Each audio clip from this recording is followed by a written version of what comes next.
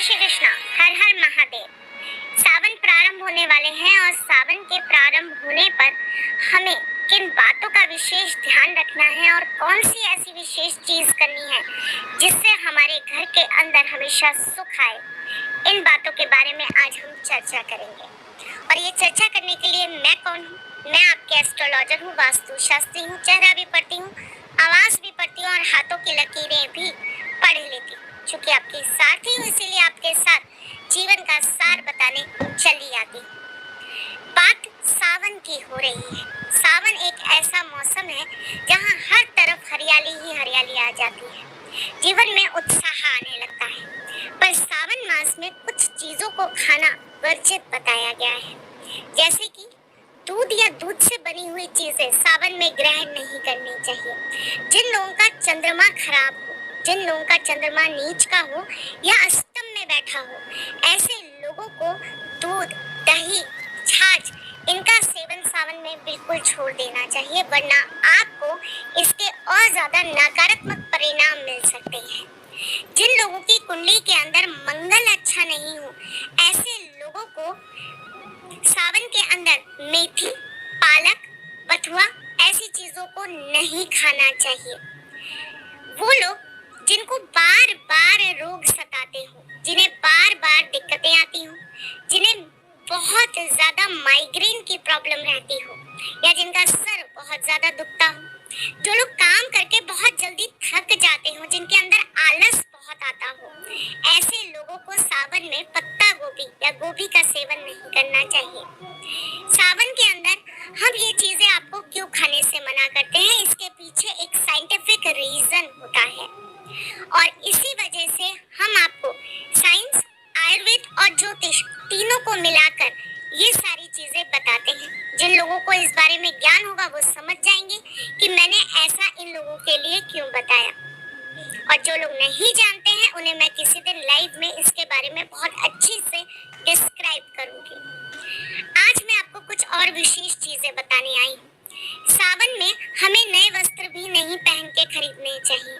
अगर किसी कारणवश आपको पहनना पड़ जाए या आपको खरीदना पड़ जाए तो आप पहले किसी कन्या को वो अपने स्पर्श करा दीजिए वस्त्र, उसके बाद ही आप उसे पहनिए। सावन के अंदर आप कभी भी डार्क कलर के कपड़े पहनकर भोलेनाथ का पूजन करने मत जाइए।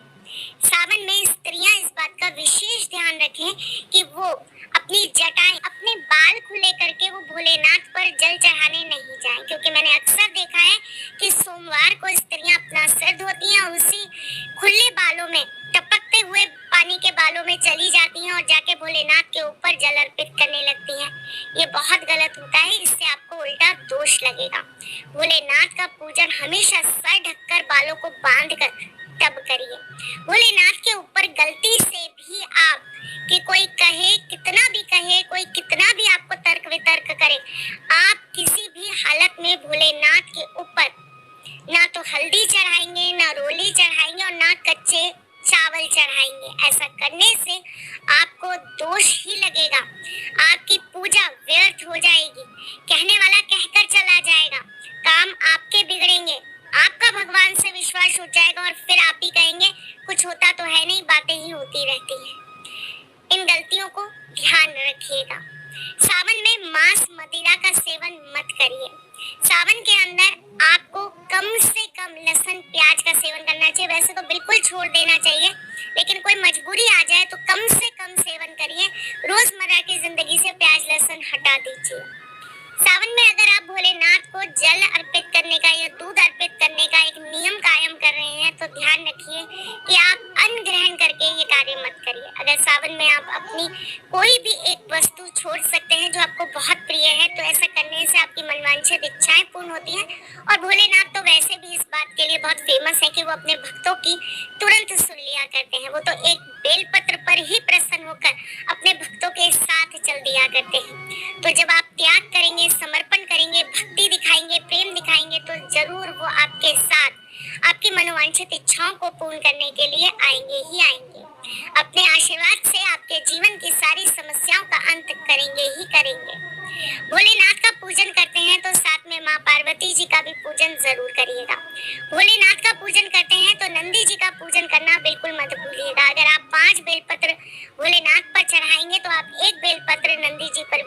चढ़ाएंगे।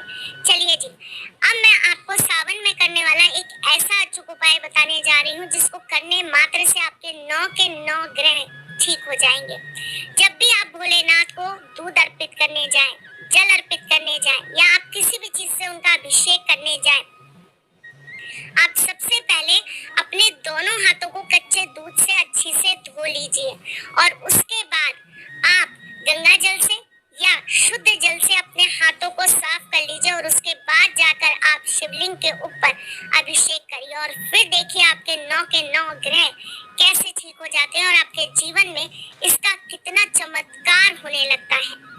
ये छोटा सा उपाय है लेकिन बहुत चमत्कारी है, जरूर करिएगा सावन में। कोई बात हो, कोई इन्फॉर्मेशन हो जो आपको हमसे चाहिए तो नीचे कमेंट बॉक्स में कमेंट करिए और अपनी जो भी इच्छा या जो भी बात है वो हमसे पूछ लीजिए। मैं फिर आऊंगी कुछ नया, कुछ अलग, कुछ अद्भुत लेके। तब तक के लिए मुस्कुराते रहिएगा, रिश्तों में मजबूती बना के रखिएगा, अपने साथी के साथ में जुड़े रहिएगा, प्यार देते रहिएगा, प्यार लेते रहिएगा।